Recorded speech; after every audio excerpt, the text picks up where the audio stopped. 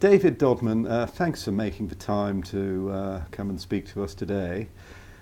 First off, there's an awful lot of climate vulnerable cities in Asia, and it seems like, the most vulnerable are also the poorest. Is that just a coincidence? Well, it's certainly true that there are lots of cities in Asia that are very susceptible to the effects of climate change. There's very rapid urbanisation, much more people living in urban centres.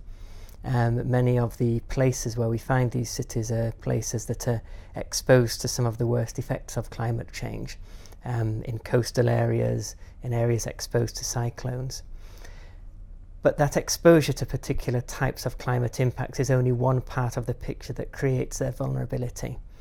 Much more of the effects of climate change are going to be shaped by the sensitivity of these cities to the effects of extreme weather and climate events, and to the level of adaptive capacity that these cities have to be able to respond most effectively. And we find that most of the cities that have these greater levels of sensitivity and lower levels of adaptive capacity are cities in countries which have much lower levels of income, which have much less in the way of investment capacity, much less ability to protect their citizens from these types of shocks and stresses. And a double whammy is that in the poorest cities, an awful lot of people live in informal housing. I think you said that in some cities in Africa that's up to 70%.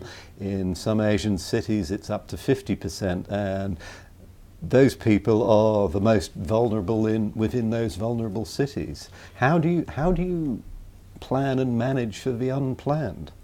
Exactly, and the reason why people live in these informal settlements is often very logical. People who are on low incomes or no incomes at all need to live somewhere where they can have access to basic services, where they can have access to livelihoods and a chance to earn some money, where they have access to the facilities that a city can provide. And the cost of land in many central cities is way beyond the reach of low-income groups, and so they end up living in these locations on the margins of the city, on riverbanks, in coastal areas, on steep slopes. And these are the areas that aren't protected by infrastructure, and where people choose to live because they're making a trade-off between the ability to meet their very immediate present-day needs and the possible consequences of extreme events in the future. And so cities have to plan to take that into account. Simply trying to prevent people from coming to the city almost never succeeds.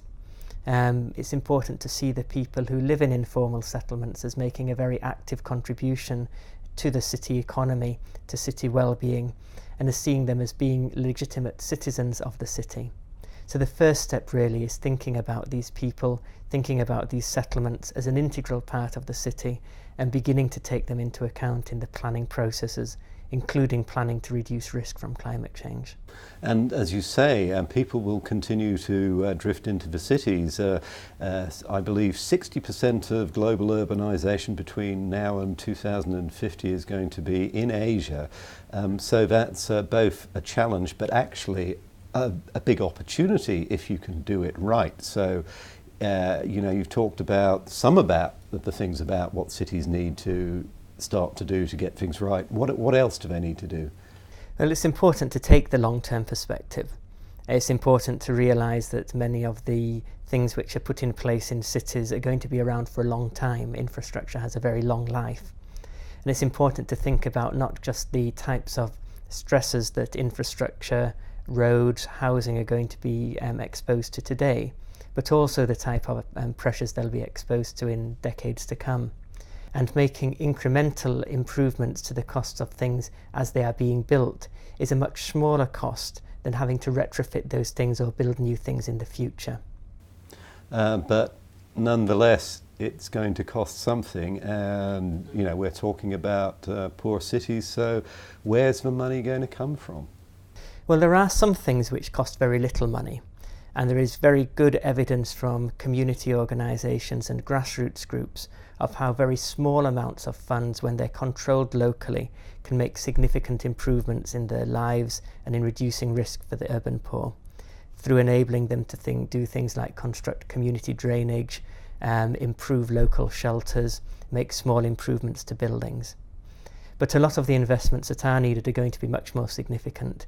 And that's a real challenge for cities, particularly in low-income cities in Asia and in Africa. There are some new forms of funding which are coming on stream.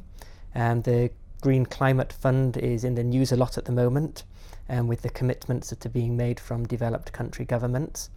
At the moment, there's no explicit modality for cities or subnational governments to be able to access these funds. And very often national governments aren't supportive of municipal governments accessing funds either. So as we find new funds for climate change, I think one of the important things for individual cities and for networks of cities to work towards is to lobby and negotiate to get greater recognition for what local action can do, for what urban governments can do to build resilience to climate change, and make sure that the funding is available and committed to support that. David Dodman, thanks so much for your time. Thank you.